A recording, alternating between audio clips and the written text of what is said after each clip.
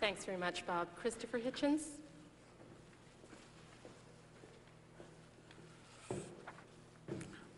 Ladies and gentlemen, brothers and sisters, comrades and friends, I have the strong sense that the war and peace and intervention crises of the recent past have exposed the peace movement, as I suppose we must agree to call it, the progressive movement as some would think, the left, as one can sometimes say with a straight face, at any rate, the movement, to the charge of irrelevance. Its positions have not been consulted in any of these crises, nor have they made themselves felt, partly for lack of evolution in the national debate.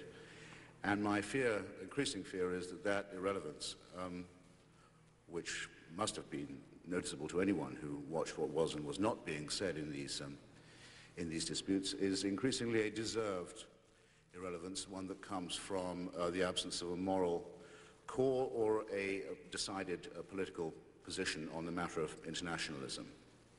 And I want to say why I think that what we can still, without embarrassment, call our movement may have deserved the decline that has overtaken it. It's the oldest joke in the book against militarism and against our militarist enemies that they are always preparing to fight or are actually fighting the war preceding, the previous war, the last war. I think that charge can be made only too easily against the peace movement in the United States. I think one needs a little history, perhaps, to understand it. When America ceased to be an isolationist country, which I would say is somewhere between 1898, the intervention in the Philippines and in Cuba, and 1916, the commitment to the European war on one side of an inter-imperialist conflict, on the side of British and French imperialism against German imperialism, the greatest historic mistake that American democracy was ever coerced into making. Quite a number of people, including on the Democratic left, did not oppose or didn't oppose strongly enough, or in some cases actually supported the American commitment to that war. So horrible was the outcome, so disgusting were the revelations about what the nature of that war and intention of that war had been, that in the 1930s the American left and peace movement, for the most part, completely missed the opportunity to join the battle against fascism. It's incredibly interesting to look up the American left and liberal press of the 1930s and to see how they all said, no, we're not going back into Europe again. We learned our lesson from the First World War. If Europe gets in trouble this time, our boys should stay out. And Franklin Roosevelt knew very well that he was cutting with the grain, not just of isolationist public opinion, but also of much of the Democratic left and pacifist and peace and internationalist-minded people, when he let the Spanish Republic go down to defeat, which he consciously did. Defeat at the hands of people who, of course, did not scruple to intervene on the side of the fascist revolt of General Franco and his generals. Defeat, in other words, the first defeat experienced at the hands of the Axis powers. If you see what I mean, already by then, the movement was one war behind itself. The Cold War, which reversed the equation so sharply and abruptly and basically said America has not just the right but the duty to intervene everywhere, and which enforced that everywhere from Lebanon to Guatemala and beyond, of course added a layer of complexity to this, but it was resolved, I think, for most of the people in this room by the war in Vietnam. I remember when Ronald Reagan was elected, one of the first things he said, as if to show that the times had changed, was that he regarded the Vietnam War as having been a noble cause. Not the least of the opportunities that President Clinton has missed, and he's missed innumerable ones, to define his own as an era of change, would have been to say that actually the converse was the case and that the anti-war movement had been the noble cause. That would have been true, as well as more courageous than what he actually did say, which was an attempt to disown his own slight record in that participation. But the reason why I think it ought to be said and recalled is that that movement, the movement against that war, met various important moral conditions. First, it was internationalist. It explicitly took the side of the victim, the Vietnamese, against the aggressor, the United States. And it raised the issue also of American democracy itself and of American militarism and of the militarization of American society and the theft of the decision-making process by a state within the state that, with the help of the CIA and a compliant Congress, foisted the Gulf of Tonkin resolution and lied a people into a war that disfigured and nearly, in my view, destroyed its own democracy. And certainly American democracy has not recovered from that imperialist aggression. In other words, to have been part of that movement was to have had a serious education in politics. But really, you'd hardly know that many people had had that education if you were to look at the faltering, cretinous responses that have been offered to the recent crises.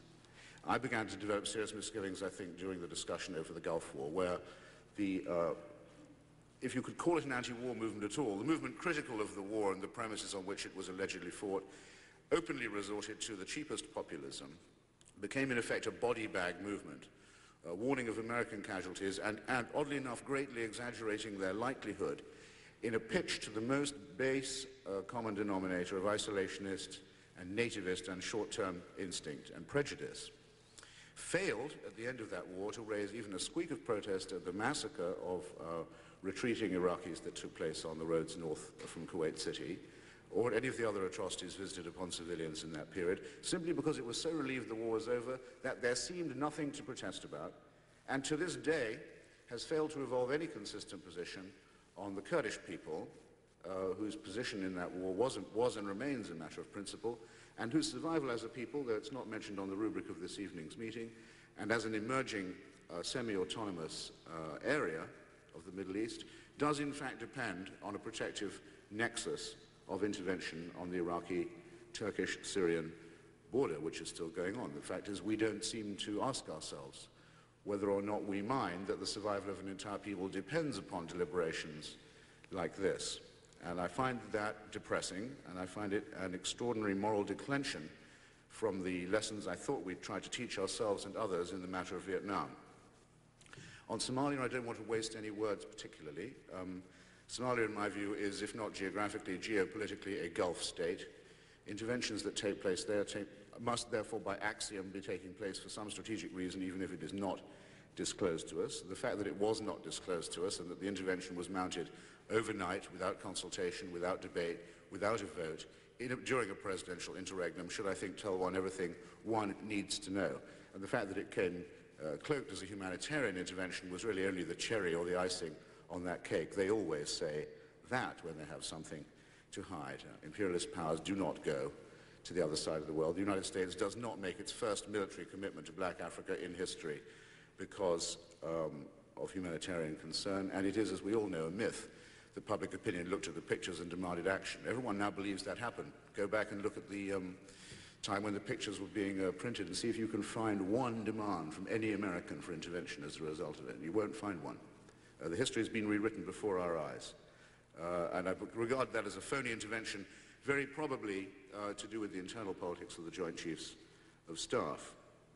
Bosnia, however, seems to me meets all the conditions under which it can be said that a country should offer military help to another, which is the case with which we were in fact faced. Bosnia was the victim of an aggression, an unprovoked aggression. Bosnia is in no position to threaten any other nation and has never shown any inclination, let alone ability, to do so. Bosnia had been recognized as an independent government. It had at tribunals in the properly recognized international tribunals such as the United Nations openly asked for help, was not having help imposed upon it. Bosnia was the only post-communist republic in the Balkans to have opted for democracy and for multiculturalism, was unique in that respect. Bosnia was facing the third attempt made in this century to physically exterminate a European minority. Bosnia did not want American ground troops and said so. And as if all that was not enough, the United States was already intervening on the other side by its support for the Vance-Owen plan, which was a version of the Molotov-Ribbentrop Pact by which Bosnia was to be carved up between Serbia and Croatia, a partition solution first put forward by the British Foreign Office and enjoying American support, and was intervening by its endorsement and underwriting of an arms embargo that was imposed by the United Nations at the request of Slobodan Milosevic before Bosnia was born as a state.